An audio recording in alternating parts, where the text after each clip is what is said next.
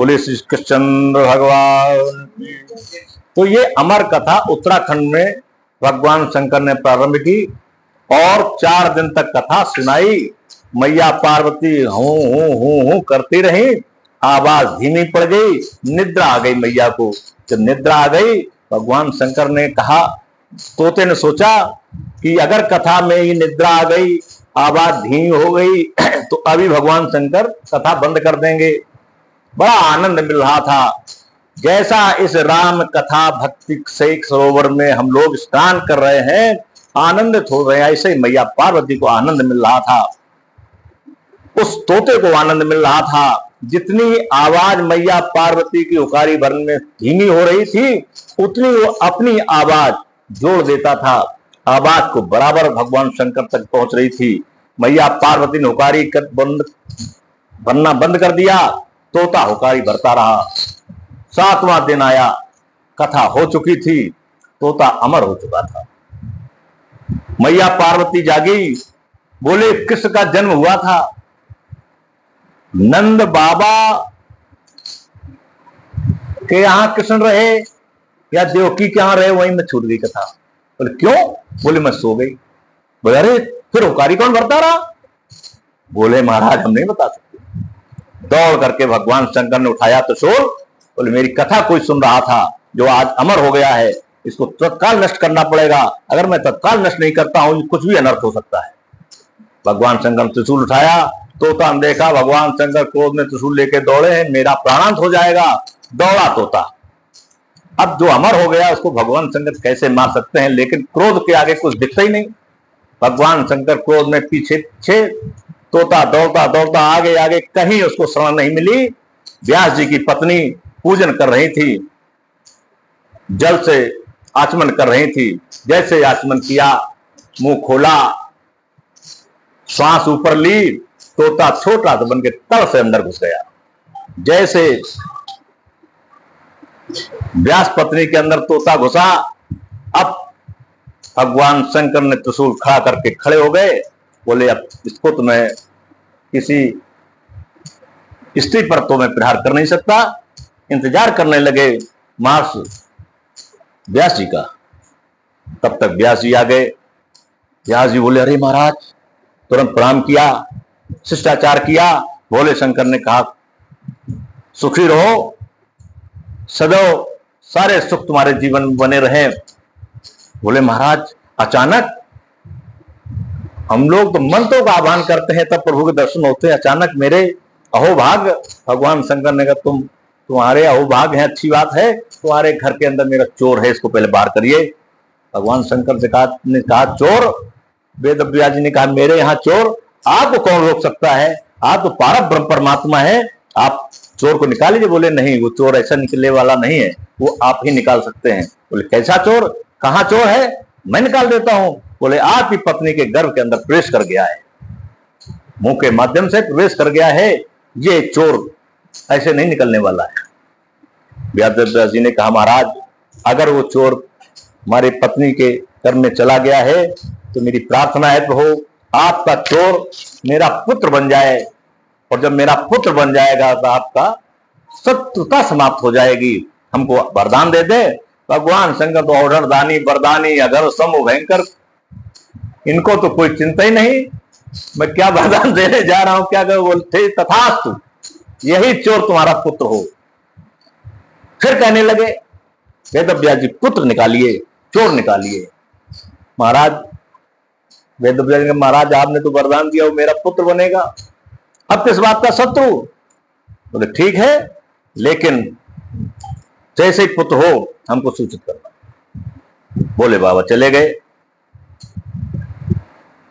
तो ये सती में अंतर है और ये सीता में अंतर है।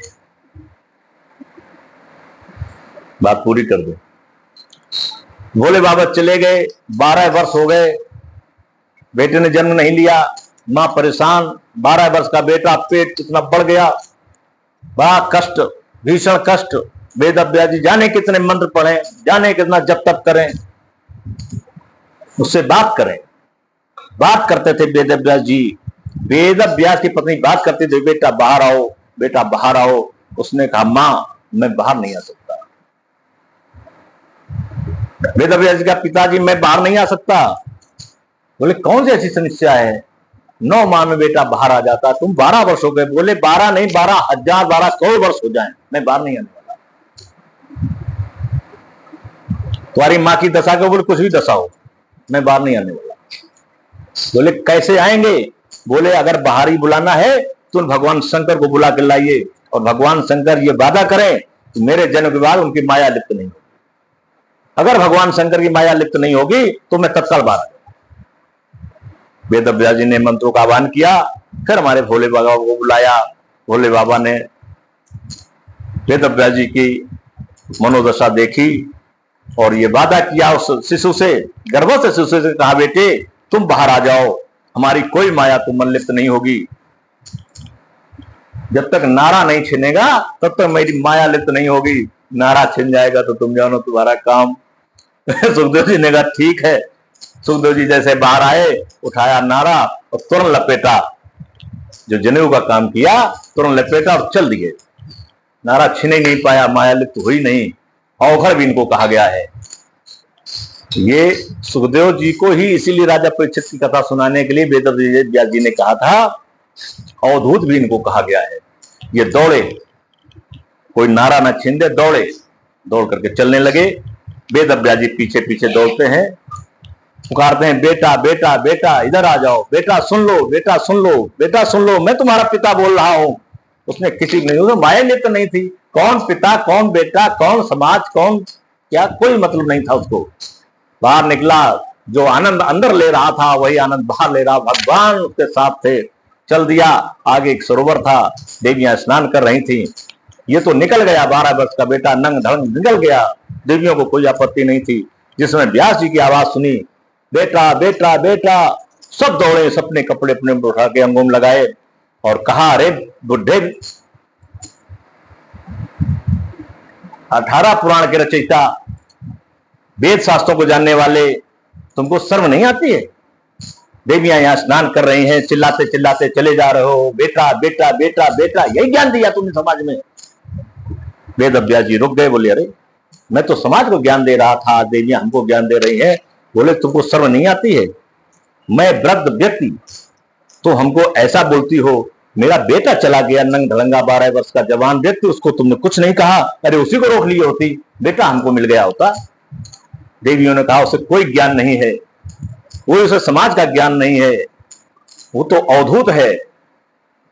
आप तो वेदव्यास हैं, सारे शास्त्रों का आपको ज्ञान है, वेदों का ज्ञान है। वेदव्यास जी वापस आ जाते हैं। जिसमें ज्ञान प्राप्त हो गया, वेदव्यास जी को बोले मेरे पास तो मंत्र है, मैं मंत्रों से अपने बेटे को बुला लूंगा। मैं सच में पुत्र मोह में पागल हो गया था, पुत्र मोह में मैं अपने वेद शास्त्र भूल गया था, पीछे पीछे दौड़ चला गया। वेदव्यास जी आते हैं, वेदव्यास जी अपने मंत्रों के प्रभाव से सुंदर सुंदर मंत्र अपने शिष्यों को सिखाते हैं और शिष्यों से कहते हैं जाइए जंगल में इन मंत्रों को बोलना। शिष्य जाकर के मंत्रों का वेद उच्च स्वर से उच्चारण करते हैं।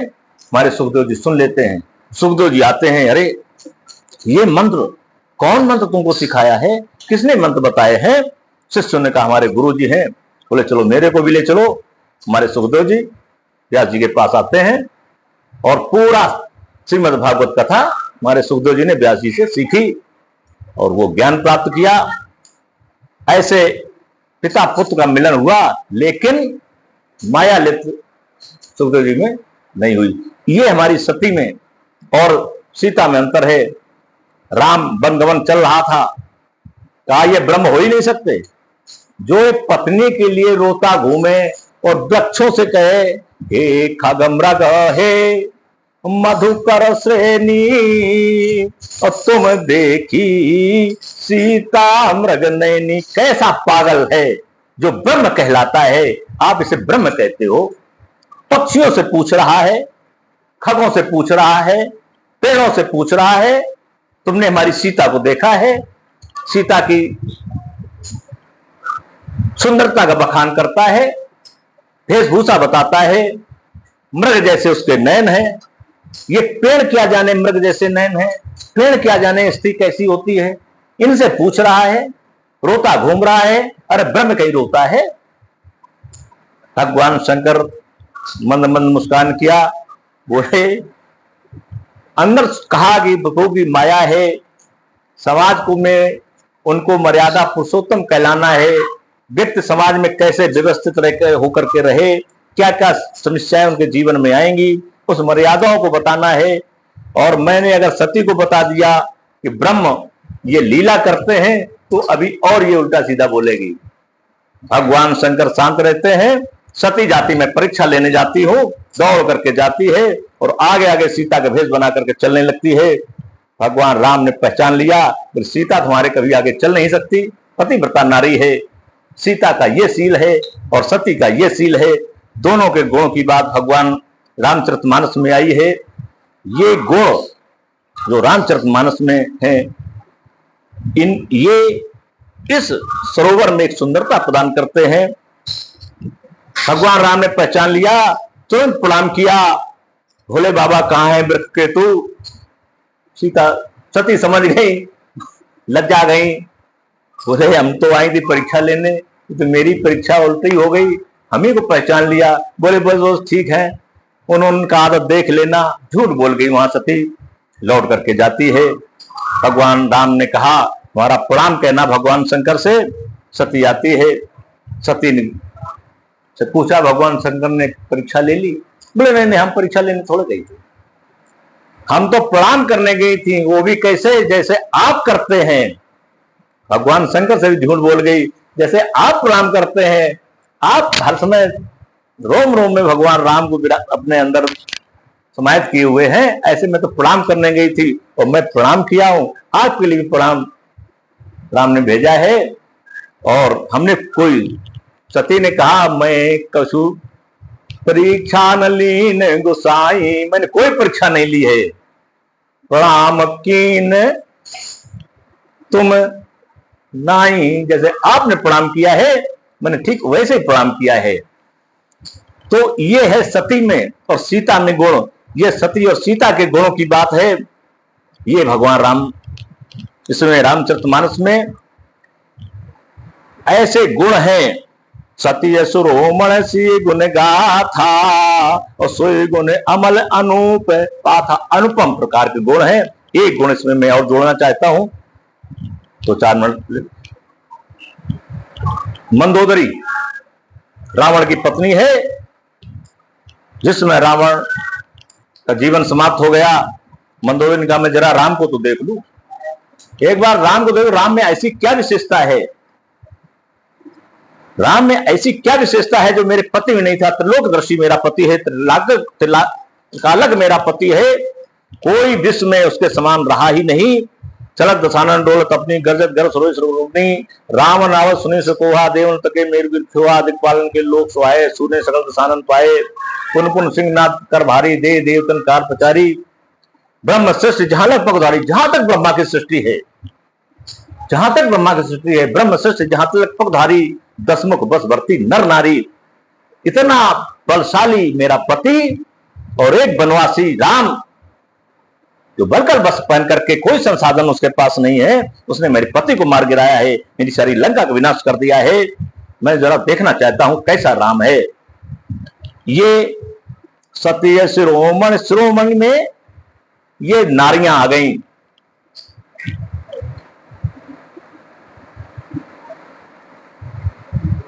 कभी मंदोदरी ने ऐसा कोई वाक्यात नहीं किया, ऐसा कोई प्रसंग नहीं है जो उसका मर्यादाओं के विपरीत हो। रावण को भी उसने समझाया है। जिसमें आती है, रामादल में भगवान राम बैठे हुए हैं शिला पर, मंदोदरी चली आ रही है, जैसे आती पीछे से उसकी छाया आगे दिखती है, भगवान राम तुरंत प्रणाम करते हैं। अरे देवी तुम? मंदोदरी ने कहा बस मेरे पति में और राम में बस इतना ही अंतर है। मेरा पति सुंदर स्त्रियों को अपने बस में करना चाहता है और राम हर नारी का मातृवत सम्मान करते हैं। बस राम में और हमारे पति में इतना ही अंतर है। इधर एक सुलोचना बहुत ही सुंदर सती हुई है, और उर्मिला जो सुलोचना से ज्यादा सतीत्व नारी होगी उसी का पति मेघनाथ को मार सकता था। यह वरदान मेघनाथ को था। आज 14 वर्ष हो गए हैं। सुलोचना सती है, उसने कहा मेरे पति को कोई नहीं मार सकता है। लक्ष्मण को मूर्छा देते हैं मेघनाथ। इसके बाद पुनः युद्ध की तैयारी होती है। हनुमान जी संजीवनी लेके जाते हैं। हमारे राम भरत जी बाण किसी राक्षस को समझ करके मार देते हैं। हनुमान जी नीचे आ जाते हैं। सारे अयोध्यावासी इकट्ठा होते हैं, देखते हैं राम हनुमान हनुमान कहते कहते कि बड़ा अनर्थ हो गया। राम के भाई लक्ष्मण को मूर्छा में दूर नहीं कर सका। जैसे ही बताया वैसे का रे तुम हनुमान, परिचय हुआ, सभी परेशान हो गए। सेना तैयार कर दी गई। बोले लक्ष्मण को मूर्छा आ गई है तो युद्ध में सेना की कमी पड़ गई है। भरत जी ने सेना तैयार की। उस समय हमारी उर्मिला जो लक्ष्मण की पत्नी है उसने कहा आप लोगों की कोई जरूरत नहीं है, हमारा दीपक अभी तक बुझा नहीं है, दीपक मलिन नहीं हुआ है, और जब तक मेरा दीपक मलिन नहीं होगा मेरे पति को कुछ नहीं हो सकता। विजय प्राप्त करके आएंगे। और अगर सती सुलोचना का पति इंद्रजीत है तो मेरा पति इंद्रजीत का भी जीत पति है। ये युद्ध लक्ष्मण और मेघनाथ का नहीं है, ये युद्ध सती सुलोचना और सती उर्मिला का है। देखें ये है चरित्र। सती शिरोमणि सिय गुण गाथा। ऐसे सती और सिय जैसे चरित्र हैं जिनकी गुण गाथाएं हमारे इस भक्ति सरोवर में सुंदर, प्रसन्न और सुखदायी है। जिसमें उर्मिला ने कहा कि हमारा युद्ध और सती सुलोचना का युद्ध है, और जहां मूर्छा की बात करते हो, युद्ध करते करते थकान आ जाती है, आराम कर रहे हैं हमारे पति, और जो विश्व का नियंता है, विश्व ब्रह्म है, जिसका कोई आद ना अंत है, उसकी गोद में हमारा पति लेटा हुआ है, जिसकी रक्षा स्वयं राम करते हो, उसका कौन अनिष्ट कर सकता है, कौन विनाश कर सकता है। यह है राम के नाम का महत्व। ये हमारी उर्मिला ने बताया। सबको अड़िग विश्वास हो गया। तुरंत हनुमान जी को भेजा गया और हनुमान जी ने अपना काम किया। यह है जो रामचरितमानस इस भक्ति सरोवर में सती शिरोमण सिय गुणगाथा, सिय और सती, और जो शिरोमण जैसे मंदोदरी हुई, सती सुलोचना हुई, उर्मिला हुई, मांडवी हुई, सुकीर्ति हुई, सबके बहुत ही सुंदर चरित्र हैं। कौशल्या का बहुत ही सुंदर चरित्र है, सुमित्रा का बहुत ही सुंदर चरित्र है, कैकेयी का बहुत सुंदर चरित्र है। ये जो कलंक लिया कैकेयी ने, साधारण नारी की हिम्मत नहीं थी। कोई मां अपने ऊपर कलंक नहीं ले सकती थी। ये कलंक लिया और जीवन भर के लिया, ऐसा कलंक लिया समाज में। आज भी कोई अपने बेटी का नाम कैकेयी नहीं रखता है। ऐसे चरित्र, ये गुणगाथाएं, ये बहुत ही सोई गुण अमल अनुपम पाथा, ये निर्मल अनुपम गुण है। भरत स्वभाव सुशीतलताई, और सदा एक रस वरन न जाई।